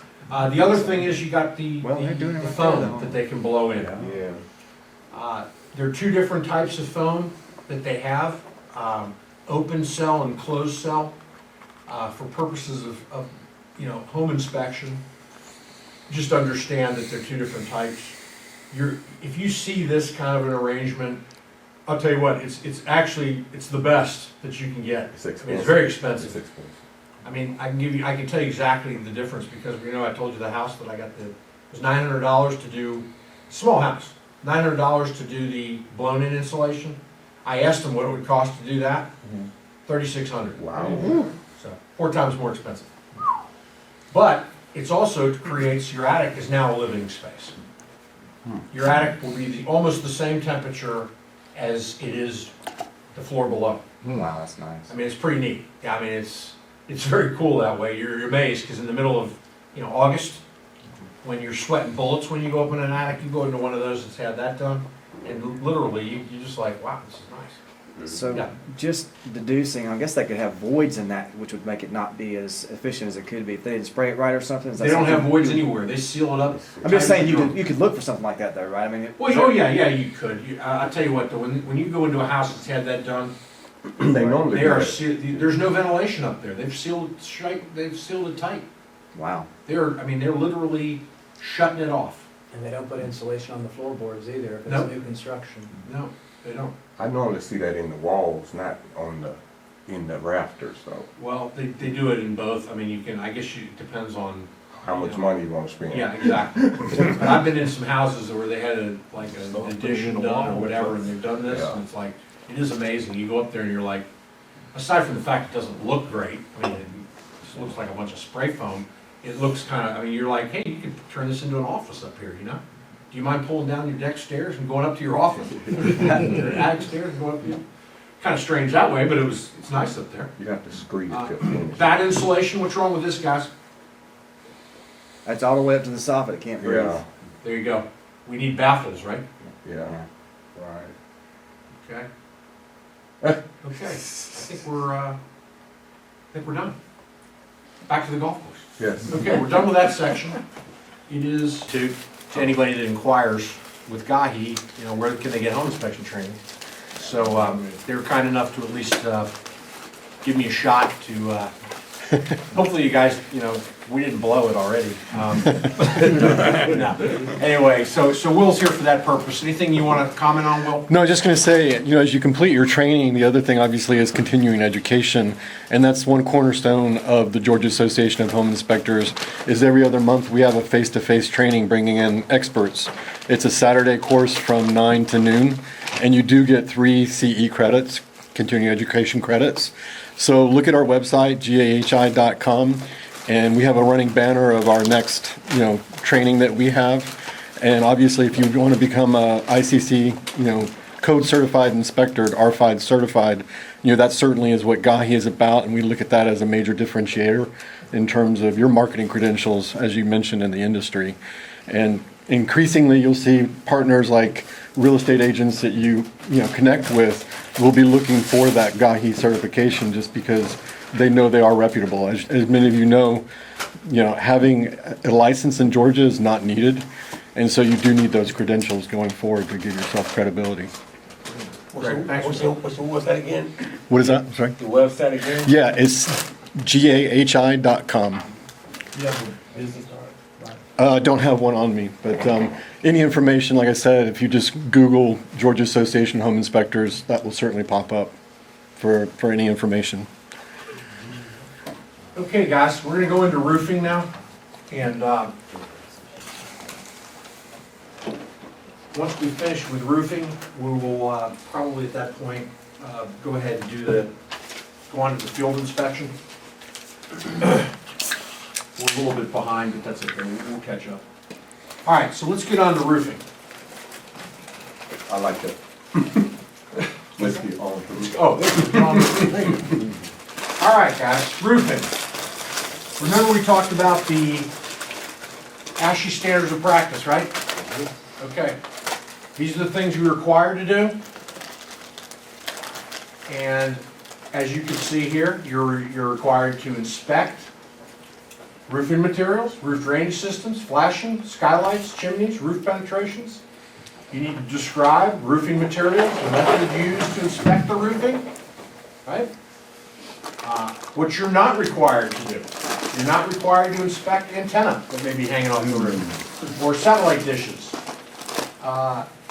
Interiors of flues or chimneys that are not readily accessible. Keep in mind, not readily accessible, okay? And other installed accessories, okay? Whatever that might encompass. Okay, first things first. Your safety is the first and foremost thing that you should be concerned about, okay? That's the most, you need to live another day. You need to live to do another inspection, okay? So, scared of ladders? Any of you scared of ladders? Well, I tell you what, I wasn't scared of ladders till I saw this. Now I'm scared of ladders. If you are scared of ladders, if you climb like this, I would be, because that's just obviously an accident waiting to happen. And people are going to talk to you about roof pitch, and I throw this slide in there because when people talk about roof pitch, they might say, oh, that's a 6 and 12. Okay. All right. If they say that's a 6 and 12, that's rise. The 6 is rise over run, which is 12. It's always going to be 12 because it's always measured against The run. the run. Okay. How steep is it? Well, the run always stays the same, right? The rise is going to change. So as the rise goes up, the roof gets steeper, right? All right. So when you hear somebody say, you know, I'll get on a 4 and 12, okay? That means they'll get on a roof with this kind of a pitch right here. Now, one thing I'm going to tell you from personal experience, they never look that steep until you get up there. And when you're trying to get off, that's when you realize just how steep that sucker was. So what I tell people is, you know what, if you don't have to go up on a roof, don't go up on a roof. There are going to be a lot of people out there that tell you, oh, well, you got to walk every roof. Well, you know what, let them walk every roof. One thing, sorry to interrupt, Steve, I was just going to say increasingly, we see inspectors using drones. You know, obviously it's kind of fun to use, but also gives you much better visibility, and obviously there's no threat of walking on a roof that you may fall in, or, you know, going up 3 stories, as Right. quite often the case. And that's great. And we actually touched on that a little bit yesterday when we talked about drones. And I think drones are a good idea. You know, like I said, I make sure that you practice with that drone before you go on your first inspection. Make sure you understand how the controls work. You know, because it is going to be an advantage to you, especially in areas where you have a roof that you can't see. Like you're in let's say you're in like a drainage easement in the backyard, and you're looking up at that roof and you just can't see the top of the roof because you're down below the house. That would be a perfect case where a drone would be helpful. You know, I was going to say that, you know, next to a drone, binoculars are a good way to do it. Drones obviously can do much better because you can see all of it. But the key here is the pitch, and so I'm not going to spend a lot of time on this other than to say that, you know, you want to be very careful on getting on a roof. And I've been on a roof before where, again, I ripped up a pair of pants one time. One time I got up on a roof where I tried to come down. I started sliding down the roof. I kicked the ladder. I was on a deck, actually. Kicked the ladder, kicked the ladder goes falling over. I'm stuck on the roof, and thank God that there was a guy across the street, a painter, that was on a ladder. He saw you. And I yelled at him. I said, hey! And he saw me over there, and he just kind of smiled. I could tell he was thinking that was funny. I'm sure it's happened to him. And then, you know, he came over, he set the ladder back up for me. We talked for about 5 minutes. He was telling me about a buddy of his who, not too terribly long ago, had been killed on a ladder. So that's when I kind of sobered me up a little bit about, you know, I'm getting paid $3.95. That's just not enough money to go up on this roof. Now, if it's a ranch style house and I can get up on the roof and it's, you know, I'm up only 12 feet off the ground or whatever, I feel safe with that. So, you know, you gotta pick your poison, but, you know, if you're on a roof that's a seven, this is actually reversed, I don't know why they did this, they didn't do this right, but, you know, 712, you're on a roof, with a greater pitch than 712, please make sure your life insurance is paid up and that I'm your sole beneficiary, okay? I would appreciate it. Okay, climbing on ladders, there's a proper way to do that. You know, you don't wanna make the ladder too steep, you wanna make sure that that ladder's gonna be stable. You know, most people don't realize this, but a ladder should extend 3 feet above the roof line. 3 rungs. Now, I gotta tell you, okay, full disclosure here, I've got like a 12-foot ladder, 13-foot ladder. I've just gotten to the gutter sometimes, and I'm like, oh, I'll go up there anyway. Yeah. Make it easier to get off the ladder, because I won't have to step around. Yeah. Don't do it, Yeah. don't. Binoculars do the job just fine. I took this off the internet from one inspector, I was looking this up. He said, I never go on a 2-story roof, I'll only go on 1 story if not too steep. I'm not risking death for $350. What I need to see can be seen with binoculars. My philosophy is I don't have to find every roof defect. Once I've found one, I refer it to a roofer and he can find the rest. Not a bad, those are good words of wisdom, I think. Okay, roof types. You know, it's always a good idea just to be familiar with the roof types. You know, again, this is kind of like, you know, we talked about the anatomy of a stair. You know, it's nice to know what the tread is, the riser, just so you can talk intelligently about it. But, you know, if somebody calls you and says, hey, I've got a house with a mansard roof, you're going up on the roof, right? No. Well, if you don't know what a mansard roof is, you might go, yeah, I'll go up on that roof. Well, good luck. That's not a roof you're probably gonna get on top of. But, you know, just have the roofing vernacular. Roofing materials, we talked about this a little bit yesterday, but these are the different types of roofing materials, come in all shapes and sizes. What are you gonna see? Primarily, you're gonna see asphalt composition shingles, okay? That's just the normal thing you're gonna see in Atlanta, but you should know that all of these exist. You're also, one of the things you're not gonna see on an inspection for the most part is the underlayment, okay? And, you know, a properly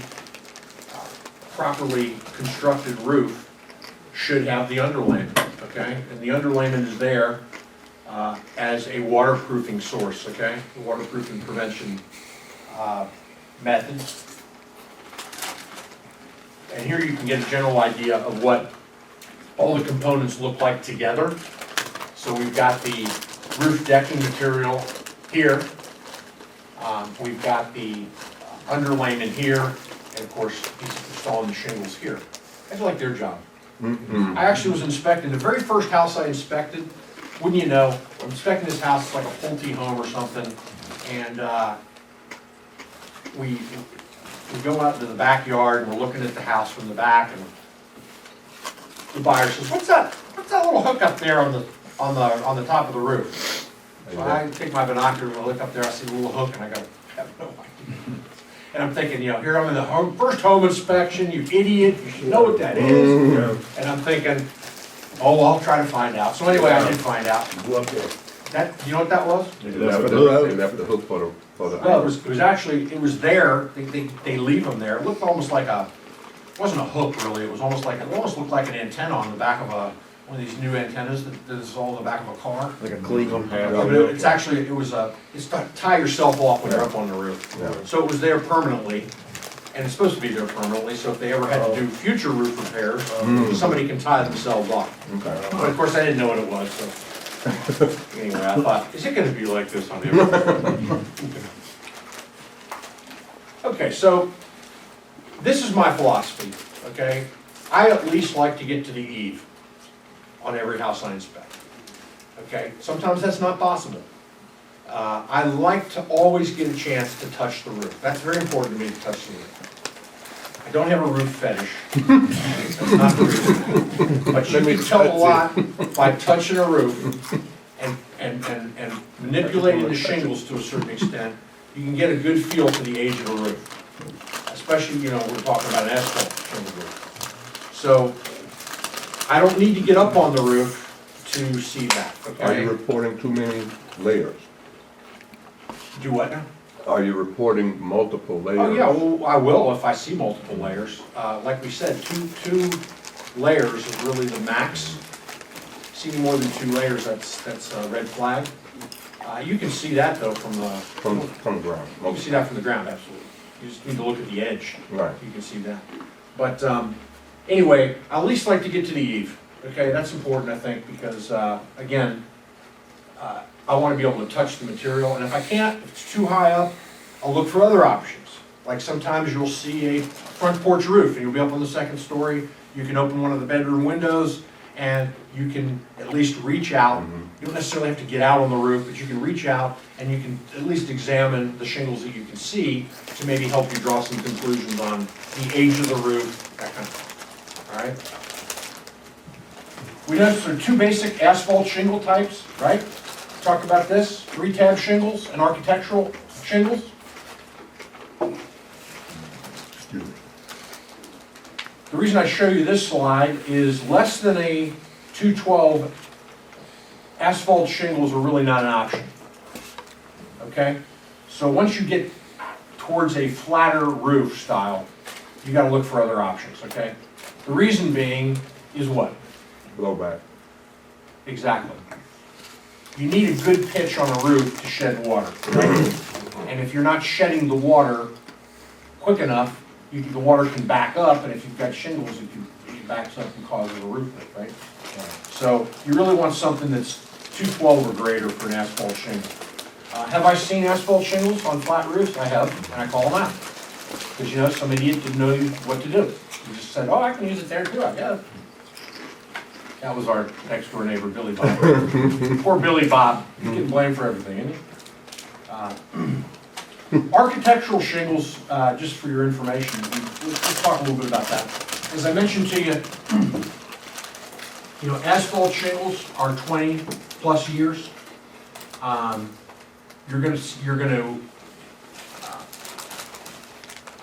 Architectural shingles tend to last longer than regular 3-tab shingles. They're also heavier. The architectural shingles are heavier than 3-tab shingles. But, you know, the typical life expectancy for a 3-tab shingle is about 20 years, 20 to 25 years. 30+ years for an asphalt shingle. Okay, so those are kind of the range you're looking for.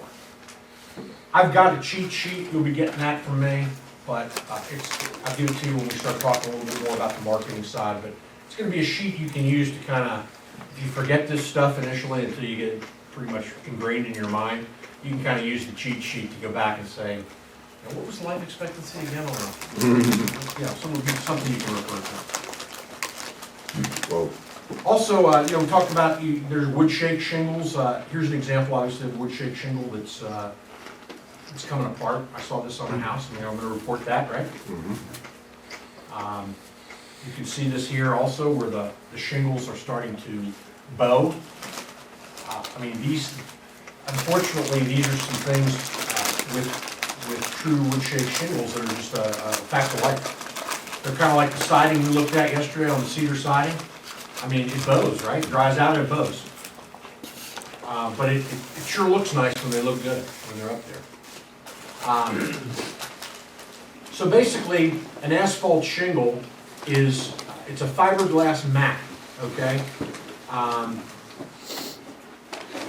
With an asphalt coating to it. And then it's topped with granules, okay? And we talked about what granules do, right? Granules do what? Protect displace the sun and protect the They protect the shingle, shingle. right? Okay, so that's very important. Ultraviolet. Exactly, they keep the ultraviolet rays from damaging the shingle. So the loss of granules is going to shorten the life of a roof, right? Okay, so just something to look for. So how do you date a roof? And I don't mean dating. How do we date it? How old is it? All right, some clues that you can use. Here's some clues you can use. How am I gonna tell this owner how old this roof is? Well, a couple of things. And remember, we said you add 1 and 1 together to get 2, and 2 and 2 to get 4, and you gotta sometimes just add these things up, right? Not just one thing, it's a combination of things. So the first thing I do is I go, okay, what's the age of the house? So before I ever go to an inspection, I already know what that house looks like. I've already looked it up online. I've already determined how old the house is. Why? Because I don't want to go there. I don't like to go to something and be totally shocked. Right? I kind of want to know, what's my day going to look like today? Am I going to be inspecting a clunker, or am I going to be, am I going to be crawling under the house and all this stuff? Maybe I need to bring my jeans with me. Anyway, so the age of the house is going to maybe be a determining factor of how old's that roof. What's the seller's disclosure say? Every house should have a seller's disclosure. Now, when I say that, what is a seller's disclosure? Well, first of all, I own a house, I'm going to sell it. I am by law required to fill out a seller's disclosure, which basically says everything that I know about the house. It's a form. It's a realtor form. Now, some people, I'm an investor. I bought this house and I'm going to flip it. I have no idea of how old anything is. I didn't do any work myself. I'm just getting rid of the house. I don't fill out a disclosure because I don't know anything. That'd be your other option. But most of the time, you're going to have a seller's disclosure. Sometimes you're not going to have access to it. Sometimes I ask for access to it. Do you have a, Sally, realtor, do you happen to have a seller's disclosure on this thing? I'd just like to look at it. Oh, sure, I'll email it over to you. Or no, I can't get one for you. You can't get it, can't get it. But that's going to help you because on there it's asked how old the roof is. A lot of times the person that bought that house doesn't know anything about the roof. They didn't touch it, so they just put a big old question mark there. But sometimes you'd be surprised. Somebody said I replaced it 2 years ago. It tells you some things. How old's the decking? If you go up in an attic, we'll try to look at this today, but if you go up in an attic, sometimes you can tell the age of the decking material because it's stamped right on the decking. So you go up there with your flashlight and you go, oh, that decking's 2012. That's pretty new, right? So that gives me an idea of maybe how old the roof is. And then, of course, you can just ask the seller. Sometimes they just know. Oh, yeah, I replaced that last year. Or they might even say to you, oh, we have all kinds of leaks. We've done numerous repairs. I'm the home inspector. Do you remember that? I'm telling you. Thanks, though. I appreciate the information. Okay. I do a flexibility test. I call it the flexibility test. It's never failed me, to be honest with you. I don't know what a lot of other home inspectors do, but I test the flexibility. Now, I'm not destructive. If you get up on an old roof, and a roof that's 30 years old, and you go pull in your flexibility test, you're going to break the shingle right off in your hand. And you're going to go, oh, this is an old roof. Yeah, okay, yeah, but you also made it older. So what I do is I go up on the eave and I gently peel back the tab. If it's adhered down like they normally are, then I go to a different one. I don't pull on it to try to loosen it, but I'll find one and I just go and try and gently bend it. If it bends gently, it's supple, and that tells me that it's pretty newer. If it tears real easy, or it looks like it's gonna just kind of break off in my finger, if I bend it anymore, I stop it, that's gonna tell me something else. That tells me it's a little older, okay? Then I can look at the overall condition, okay? And usually I'm within, it's funny, because a lot of times I won't see that report, or that, disclosure. And I'm usually, within 5 years, almost every time. So, you just get used to it. It's one of those things, experience, Plus, you'll look at it, so you'll get an idea of how many granules really are gone. Has it lost 50% of its granules? And, so there'll be other things you can look at. Do they tear easily? Granular loss, like we just said. Look at the granular loss there. That's telling me something, right? Are there a lot of granules in the gutter? Absolutely. Now, don't just, I can tell you, if you go up on a roof that was replaced 2 weeks ago, and you get your ladder up at the eave and you look in the gutter, you're gonna see a lot of granules. That doesn't mean it's lost a lot of granules, okay? They put a lot of excess granules on there, and you can lose granules. They're not, you just don't wanna lose an excessive number of granules, and to the point of where you see what we saw there, where you've got, blank spots, black spots. Speaking of gutters, Wow, man. some people like to grow stuff in their gutters. That normally can tell you something about the age of, not necessarily the age of the roof, but sometimes, Roof looks good though. yeah, the roof does look good there. Some of the most common issues that I find with shingles like this is, what they call eyebrow shingles. That's where the shingle has lifted up, usually caused by a protruding nail head that's popped. And of course, that needs to be laid back down and sealed so that, water can't get into the nail hole and that kind of thing. So when you see that, I take a picture of it just like this, and I point it out in my report. But that's called an eyebrow shingle. If I see unattached shingles like this, I want to make a note of it. But like the guy said, the slide we had back where the guy said, I find a defect. Seriously, I believe in that. If I find a defect or two, I take a picture of those defects, and then I'm done. I don't need to find any more. Because they need to repair those, and they need to get a roofing guy up there to take a look at it and fix it. And he should fix anything else he finds while he's up there.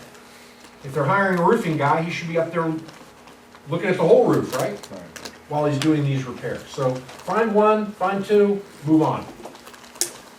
Wow. Improper nailing. If I see a nail, somebody's just nailed it in because they think it's going to keep the shingle from raising up, that's great. But what did you just do? You just created a water penetration point, didn't you? This type thing, exposed nail heads, you don't like to see that. We talked a little bit yesterday about hail. That must have been some bad hail damage, but you can see that that hail was pretty significant. Sometimes it won't be quite as significant, but you'll be able to tell. You gotta look at it closely, and you'll be able to see these imperfections. We talked yesterday about the Atlas Chalet style shingles, right? Subject to a recall. You don't ever want to miss this, okay? And it's very obvious. A couple of things will make it obvious. If the roof was installed around 2006, and you can find that out, let's say you're looking at that disclosure statement, or the house was built in 2006, you know that, and you see anything that looks like this, you want to investigate that further, because those Atlas Chalet style shingles will not live to their full life expectancy. And as I told you, I think yesterday, I actually had a case where the client got their whole roof replaced because I pointed it out, and they went to the insurance company, and the seller actually had to get the roof replaced and did that because their insurance company covered it. So it was a big expense. I mean, put on a roof like this, depending on the size of the house, Yeah. we So, yeah, $25,000, $30,000. Huh? Is that the one we passed back to lawsuit? It is, there is one. The company though claims that they're not liable for it. They're saying it's not, they're denying any liability, but the fact of the matter is everybody knows that this shingle is defective because they're the only company that makes it that has a problem with it. And, of course, they're deny, just so they don't have to. Yeah. A good way to identify that is it's a faux architectural shingle. It's not an actual architectural shingle. It just has those raised up spots, those Good raised up granules, and that's a way to distinguish it between a 3-tab or an architectural shingle. It's neither. It's kind of Right. a hybrid. Yeah, I should have said that. It looks like an architectural shingle. That's what it'll appear like. But the distinguishing factor is those pimple-like things that you see. And sometimes you only see them in a certain area. I mean, I've seen that happen too, where on the roof I see it in some places, I don't see it in others. Maybe they got two different batches of material, I don't know. Again, that's really not my battle to fight. I'm simply gonna acknowledge the fact that this is what I see. I get a roofing contractor in there to do a further evaluation. I don't wanna miss that, let's put it that way, okay? If I see sagging roof, like I see here, I wanna point that out, right? I'm gonna see that from the ground more than likely. Obviously, if I'm on a ladder, I ain't walking on that, okay? If I am, I may be May not be in the walking. living room, before it's all said and done, so. We talked a little bit about asbestos yesterday. This is what an asbestos shingle roof looks like, okay? You're not doing an asbestos test. I'm just telling you what it looks like based on experience. They don't use them anymore. But this is kind of what the style of them, they got the kind of the big, square look to them. if you see that on a house, obviously, you know, when they have to remove that roof and replace it, that's as big an undertaking really as, you know, if you had asbestos siding, you know, they gotta have a special landfill and, you know, you're not gonna see that on newer homes, you're gonna see that on old homes that, before asbestos became a big problem. Before we get too far down, the roofing thing, I wanna mention to you, the types of valleys, in a roof.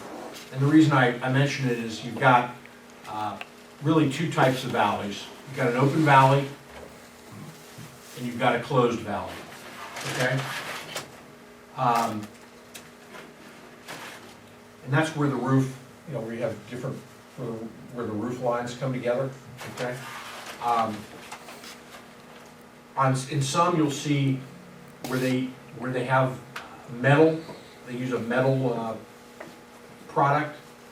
This is closed, okay? Where they have the shingles overlap, yeah, that's where the shingles overlap at the valley.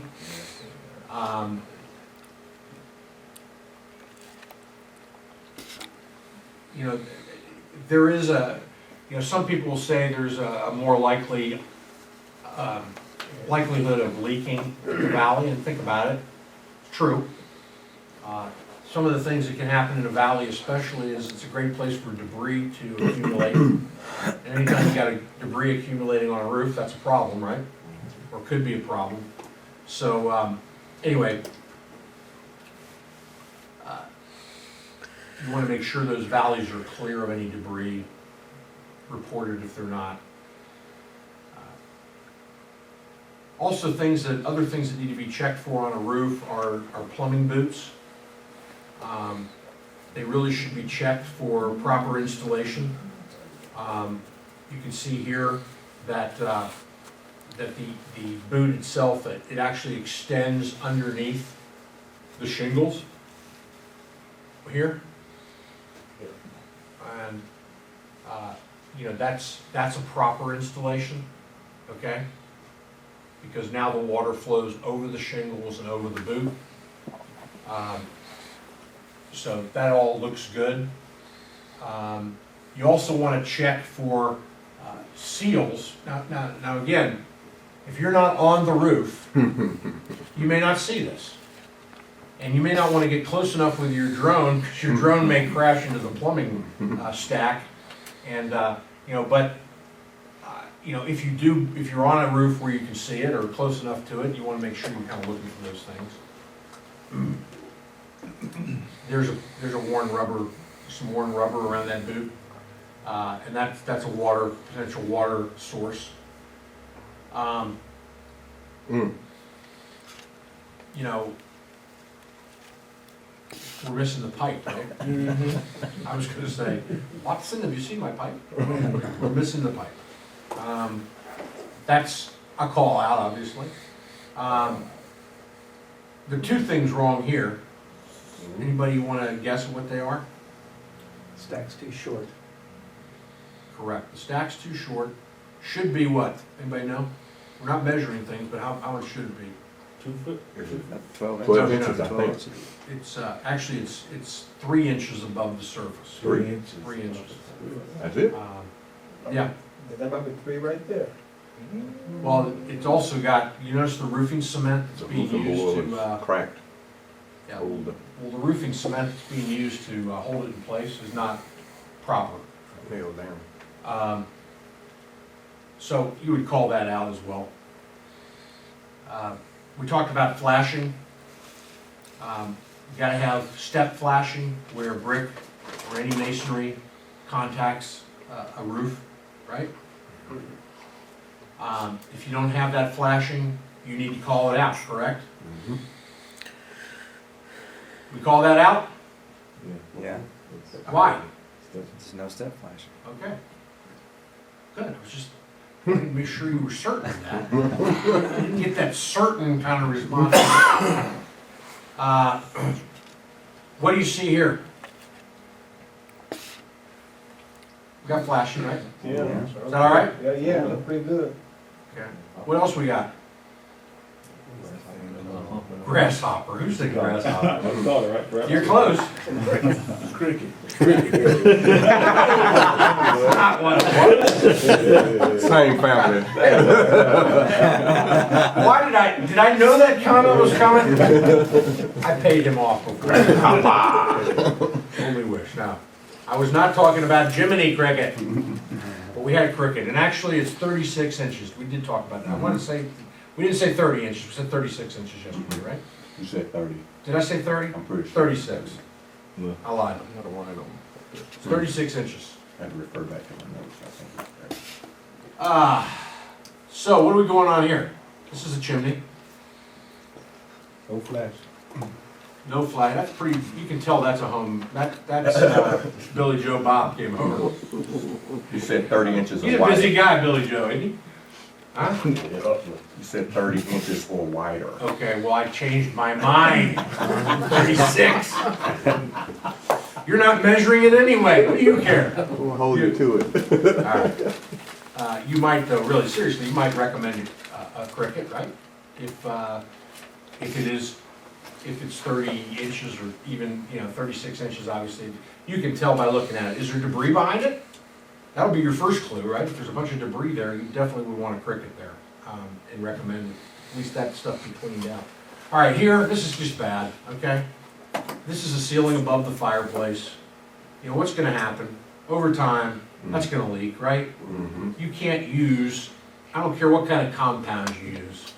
Over time, it's gonna expand, contract, weaken, and water's gonna find that point to get through, and now you're gonna have leaks in the ceiling, right? So you can't get around it, you gotta have the flashing.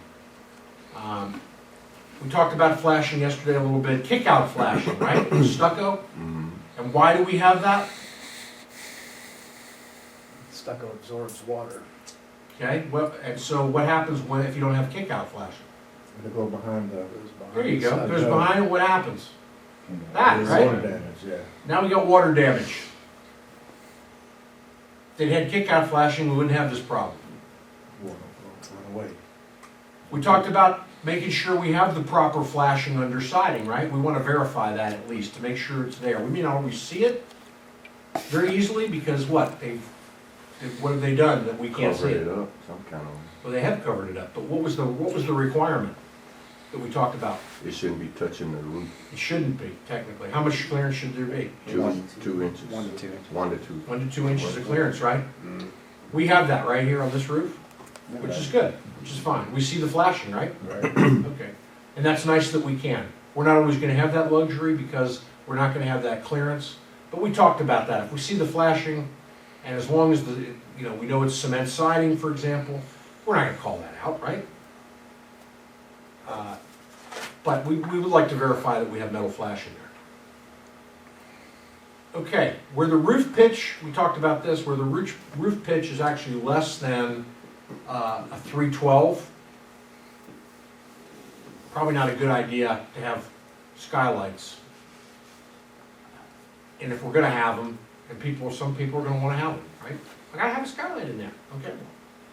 I would make sure that it's at least, you got a 4-inch curb on there, because if you don't have a good sized curb, you're gonna have water infiltration, right? Hey, sir, my skylight's leaking, and I don't know why. Well, I do. I know why. We don't have any curbs on that, right? That's one of those old skylights that is definitely gonna leak, right? In fact, when we look at it, that's what these things look like after they've been on a house for 30 years and nobody's ever maintained them or recaulked them or anything. They just are a huge source of water entry. We looked at this slide yesterday, a little less obvious, but it's still there, right? All right. We're gonna kind of fly through this part of it because we're running a little bit short on time, but we're gonna talk about flat roofing just a little bit. You're not gonna see flat roofing a lot, okay? That's just the reality. You're not gonna see a lot of it. When you do see it, you're gonna be looking for certain things. That's basically all you can do to make sure that it's not leaking, right? Or going to leak immediately in the future. So, this types of roofing that we have, flat roofing, this is called a built-up roof. BUR, built-up roofing. And you can see here the different components involved in it. You got the deck surface, then on top of that, you've got the rigid roof insulation, then you've got asphalt, and you see the different layers and how they're, and these are all applied separately, okay? There was a house in Doraville. There's a big area in Doraville here in Atlanta with houses just like this one here. See how flat those roofs are? It was the style back in the early '60s when they did this house. And so I don't have any problem going up on a roof like that at all. I mean, it's not a big deal. So I did go up on that roof, and it was kind of a good education too, because you don't see it a lot. And so, these are the things I saw. Obviously, it was old. We're missing, it too has granules, this built-up roofing. And you can see that a lot of granules have gone.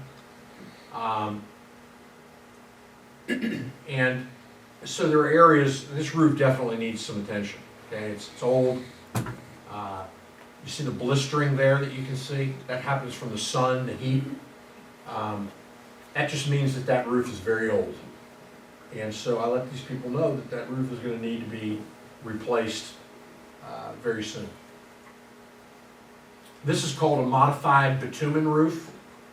Again, it's a different style of roof. It's applied a little differently. They torch it to put it down. These things can get kind of involved depending, you're going to see a lot of this stuff on commercial type applications, a lot more than you are on residential. An EPDM roof.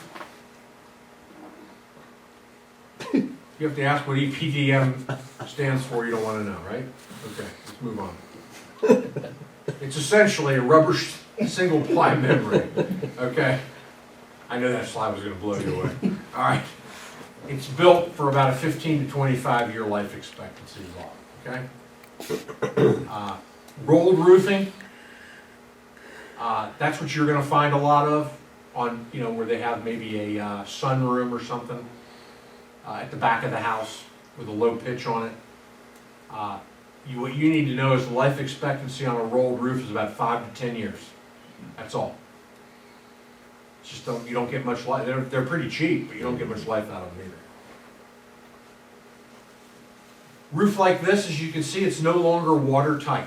Okay, the lap there has failed, and so now what's going to happen? Water. There you go. We're going to have all kinds of water issues, right? So what you're looking for on a flat roof is you're looking for that seam. Is that seam exposed? You're looking for blistering and wrinkling. You're looking at ponding. You don't want any ponding. What's happened if it ponds?